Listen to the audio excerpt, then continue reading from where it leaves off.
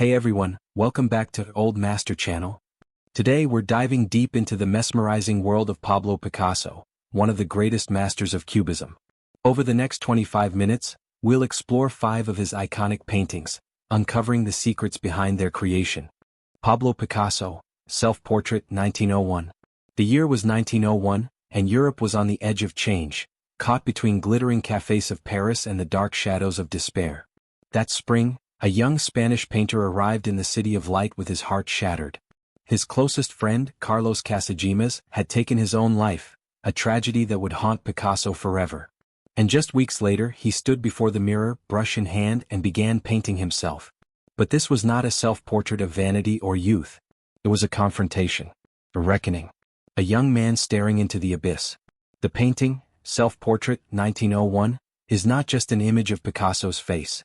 It is a window into his soul at the very moment his life split in two, before tragedy and after. The creation. Picasso was only 19. He should have been intoxicated by Paris, by Montmartre, by the colors of the Moulin Rouge. But instead he was consumed by grief. Each night he wandered the streets, feeling the weight of loss in the flickering gaslight. When he returned to his rented room, he turned his pain into paint. In the portrait he gazes outward with eyes wide and hollow. His cheeks are pale, his lips tight, his expression unyielding. You can almost feel the tension, the way a young man tries to hold himself together while his world falls apart. This was not a self-portrait to celebrate his arrival in Paris. It was a declaration. I am broken, but I will not look away from the darkness. The artistic process. Look closely and you'll see the cold blues and grays that dominate the portrait. These tones would later define Picasso's entire blue period. But here they appear raw, unrefined, almost instinctual. His brushstrokes are rough, urgent, like someone sketching their own ghost. The composition is simple, just his face, centered, shoulders wrapped in a heavy coat. But it's the emptiness around him that screams the loudest. There is no background, no Paris, no cafe.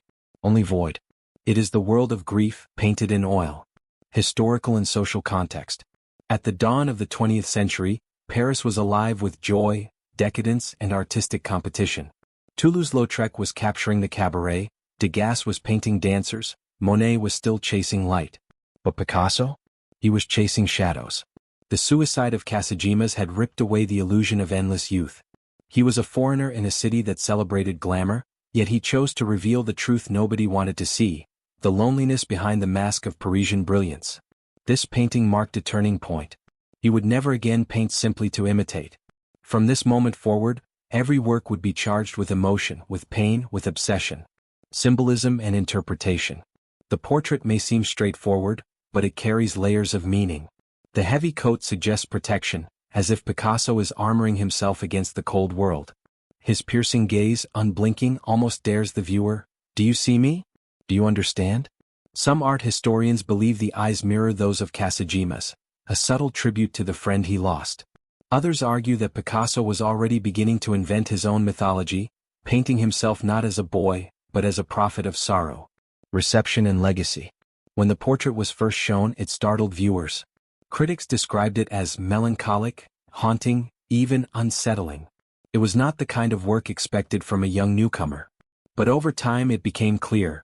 This self-portrait was the seed of everything to come. The blue period, the rose period, even Cubism, it all begins here in this moment of raw confession. Today, when people stand before Self-Portrait 1901, they often remark on the eyes. Cold, distant, yet alive with a storm. It is as though Picasso, at 19, already saw beyond the illusions of the world. Closing note. Self-Portrait 1901 is not merely a painting of a young artist. It is a painting of survival. A face staring out of grief, refusing to disappear. In that hollow gaze you see the birth of modern art itself. For Picasso, the brush became not a tool but a lifeline. He was telling us even then, art will not save me from pain. But it will make the pain unforgettable. The Old Guitarist, 1903 to 1904. There is a painting by Picasso where the canvas itself seems to cry. A twisted figure, frail as a shadow, clutches a guitar like a final breath of life. The man is blind, starving, alone. Yet from his hands emerges the possibility of music, the only light in a world drowning in sorrow. This is The Old Guitarist, painted during Picasso's darkest years, a work that became the very symbol of his blue period. But to understand its power, You must step into the world Picasso lived in when he created it. The creation. It was Barcelona, 1903. Picasso was barely 22, but already his spirit felt 100 years old. After the death of Casagemas, the weight of poverty and endless nights wandering taverns and hospitals, Picasso found himself consumed by despair. He rented a small, dim studio where light barely touched the walls. And in this silence he painted. The Old Guitarist emerged not as a planned masterpiece, but as a vision, an apparition of human fragility that forced itself onto the canvas. The model was thought to be a beggar Picasso saw in the streets, a man whose body carried suffering like a second skin. But the figure is more than an individual, it is humanity itself, broken, starving, yet still clinging to a fragile hope. The artistic process. Look at the canvas. Everything is drenched in shades of blue, icy, suffocating, relentless. The figure is elongated, distorted, almost skeletal. His hands, bony and fragile, curl around the guitar as though it were the last warmth in the world. And then the contrast, the guitar. Painted in warmer brown tones, it glows like a candle in a cave. This was no accident. Picasso wanted the instrument to radiate life, the only spark against the endless cold.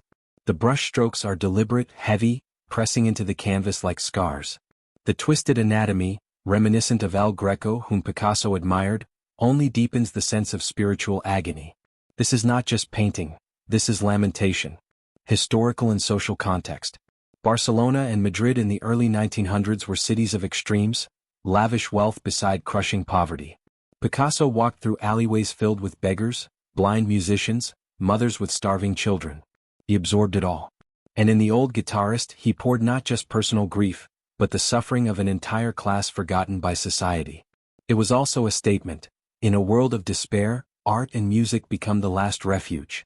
Even when a man has lost his sight, even when hunger breaks his body, the sound of the guitar can still create beauty. Symbolism and interpretation. The painting is heavy with metaphor. The blind musician symbolizes the artist himself, isolated, misunderstood, struggling to survive, but still holding on to the power of creation. The guitar, warmer in color, represents art as salvation, the last ember that keeps humanity alive. But there is another secret. X-rays of the painting reveal that beneath the Old Guitarist are hidden figures. A ghostly woman nursing a child, another mysterious image erased and repainted. Picasso, unable to afford new canvases, often reused them. But here, the buried images seem to whisper, behind every visible suffering lies another, unseen. Reception and legacy. When first displayed, the painting was not celebrated. The world wasn't ready. Who wanted to stare at misery when Paris was buzzing with glamour and invention? Collectors hesitated. Critics dismissed it as too bleak. But as the decades passed, The Old Guitarist became one of Picasso's most iconic works, a haunting emblem of human vulnerability. Today it hangs in the Art Institute of Chicago, where visitors stand in silence before it. Many describe the same feeling. The painting does not just show suffering, it transmits it. It seeps into your bones. And then your eyes return to the glowing guitar and you realize, even in darkness, beauty survives. Closing note. The Old Guitarist is more than a painting. It is a prayer. A requiem. A reminder that even in the coldest silence of despair, art can be the last thread tying us to life. Picasso, young and broken, painted not just a beggar, not just a blind man, but the truth of the human condition. Fragile, desperate, yet somehow unyielding. And the guitar, shining against the blue, whispers the one message that carried Picasso through his darkest years. Even in misery there is music. La Vie, 1903. Some paintings are puzzles, riddles painted not in words but in symbols, secrets, and shadows. La Vie is one of them. It is a canvas where tragedy meets mystery, where Picasso's grief for his lost friend Casagemas bleeds into cryptic images that scholars still debate to this day. La Vie is not just a painting. It is a confession, a eulogy, perhaps even a haunting. The hook. In 1901, Picasso's closest friend, Carlos Casagemas, shot himself in Paris. He was only 20. Picasso was shattered. And 2 years later, as if possessed by the ghost of his friend, he painted La Vie. Look closely. Casagemas himself stands in the center of the painting, resurrected in oils, confronting life and death in a scene that feels both intimate and eternal. The creation. Picasso painted La Vie in Barcelona in 1903, deep in his blue period. He was young, broke, and consumed by depression. His studio was sparse, bare wooden floors, peeling walls, the scent of turpentine clinging to the air. Yet from this emptiness came one of his most complex works. The central figure, astonishingly, was modeled on sketches Picasso had once made of Casagemas. It was as though Picasso could not let him go, forcing him to live again through paint. Casagemas stands with a naked woman, facing a mother cradling her child. Between them, the air hums with unspoken tension. The artistic process. The canvas is drenched in icy blues and muted grays, cold, suffocating, dreamlike. Figures are elongated, distorted, spectral. The brushstrokes are both delicate and heavy, as if Picasso's hand trembled with emotion. Behind the figures, painted panels within the painting show other couples, locked in postures of desire and despair, hinting at the cycles of human existence. Love, birth, death, passion, rejection. Picasso layered meaning upon meaning, constructing a labyrinth that viewers still wander through today. Notice the hands, the man's gesture, almost as if he is presenting or condemning. The mother clutching the child, protective, yet uncertain. These hands carry as much weight as the faces. Every detail trembles with significance. Historical and social context. This was a time when Picasso was surrounded by poverty, illness, and loss. He spent hours in hospitals, morgues, and poor quarters, absorbing the atmosphere of suffering. But his grief for Casagemas went deeper. It became the heart of his blue period. In La Vie, Picasso may have been grappling with questions larger than himself. Why do we live? Why do we create? What is the meaning of existence when death can strike so suddenly, so senselessly? These were not just philosophical musings, they were Picasso's raw wounds transfigured into art. Symbolism and interpretation. And here lies the great mystery. What does La Vie mean? Some interpret it as a confrontation between love and death. Casagemas, who died young and tortured by unfulfilled love, faces the archetype of motherhood and continuity. Life persists even when individuals fall. Others see it as Picasso's personal guilt, Casagemas, pointing accusingly, forever reminding Picasso of his absence, his failure to save a friend spiraling into despair. The mother and child then become symbols of rebirth, perhaps Picasso's attempt to heal through art. X-rays reveal that the painting originally began as a self-portrait of Picasso himself. Only later did he replace his own image with that of Casagemas. It is as if Picasso asked himself, was it me? Was I the one meant to die? The painting becomes not just memory but substitution, Picasso carrying the burden of survival. Reception and legacy. When La Vie was first seen, it puzzled critics. It didn't fit neatly into categories. Too symbolic to be realism, too figurative to be abstraction, too personal to be easily understood. For years it remained a riddle. But over time, La Vie has become one of the crown jewels of the blue period, studied endlessly for its layers of meaning. It now resides in the Cleveland Museum of Art, where thousands stand before it, caught between fascination and unease. What strikes most viewers is not clarity but mystery. They leave with questions unanswered, carrying the painting with them like a whisper in the mind. Closing note. La Vie is not meant to be solved. It is meant to be felt.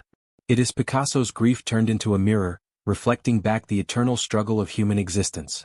Love and loss, birth and death, guilt and survival. It is a painting that began as self-portrait, became resurrection, and ended as eternal riddle. And through it, Casagemas, young, tragic, lost, lives on forever in blue shadows. Guernica, 1937. Some paintings scream. They do not whisper, they do not console, they tear through silence like thunder. Guernica is such a painting. It is not merely a canvas. It is a cry of rage, a monument to horror, a battlefield where color has been stripped away, leaving only black, white, and gray, the language of nightmares. April 26, 1937. Spanish Civil War. At 4:30 in the afternoon, the town of Guernica was bombed by German and Italian planes supporting Franco's fascist forces. Market day. Civilians packed the streets. Fire, chaos, blood. The world's first aerial saturation bombing. Hundreds died, maybe thousands. When Picasso heard the news, something in him snapped. He was already working on a commission for the Paris World's Fair, but he abandoned his plans. Instead, he created Guernica, not in years but in just over a month, painting with fury as if every brushstroke was a scream for the dead. The creation. In his Paris studio, at 7 Rue de Grands Augustins, Picasso worked relentlessly. The room was cavernous, filled with dust, canvases, and the smell of oil and turpentine. He barely ate, barely slept. On the vast canvas, nearly 25 feet wide, monsters and victims began to emerge. A bull defiant. A wounded horse screaming. Women wailing, children limp in their arms, flames consuming their homes. The studio became a war zone. Picasso did not paint from imagination alone. He absorbed photographs, witness accounts, his own memories of Spain torn apart. Every day visitors came watching him work. One recalled that Picasso seemed possessed, moving from one side of the canvas to the other, slashing black strokes like a soldier wielding a blade. The artistic process. Unlike his other works, Guernica has no color. Only black, white, and gray, like ash, like ruins, like photographs of death printed in newspapers. The composition is chaotic yet deliberate. Figures overlap, twist, and collide. The horse at the center rears in agony, its body stabbed. The bull, stoic yet menacing, looks on, perhaps Spain itself, enduring yet complicit. The faces are distorted, cubist, fragmented, because war fragments everything. Eyes wide, mouths open in eternal screams. A dismembered soldier lies on the ground, a broken sword in hand, but from his grip grows a flower, a sliver of hope, fragile, impossible. Above, a bare light bulb blazes, perhaps the eye of God or the cold glare of technology turned toward destruction. Historical and social context. Picasso was living in exile in Paris, watching his homeland bleed under Franco's dictatorship. Guernica became not just about one town but about the horror of modern war itself. When it was displayed at the 1937 Paris International Exhibition, people were stunned. Some turned away in disgust. Others stood frozen, unable to speak. During the Nazi occupation of Paris, a German officer reportedly pointed at a photograph of Guernica in Picasso's studio and sneered, "Did you do this?" Picasso's reply was ice cold, "No. You did." Symbolism and interpretation. For decades, critics have debated the meanings. The bull, brutality or Spain itself. The horse, innocence destroyed, or the people's suffering. The grieving mother, perhaps Picasso's own motherland. But Picasso himself was elusive, refusing to give clear answers. He once said, "It isn't up to the painter to define the symbols. The public must see what it sees." And maybe that's the point. Guernica is not meant to be solved. It is meant to wound, to leave you unsettled, to force you to remember. Reception and legacy. When first unveiled, Guernica shocked the world. It toured Europe and America, raising awareness of Spain's suffering. Over time, it became the most powerful anti-war painting in history. For years, the original lived at the Museum of Modern Art in New York, because Spain was under Franco's dictatorship. Picasso demanded it not return until democracy was restored. Only in 1981, 6 years after Franco's death, was Guernica finally returned to Spain, placed in Madrid's Reina Sofia Museum. Even today the painting provokes. When the UN Security Council prepared for press conferences about the Iraq War in 2003, a tapestry of Guernica that hung nearby was covered with a blue curtain.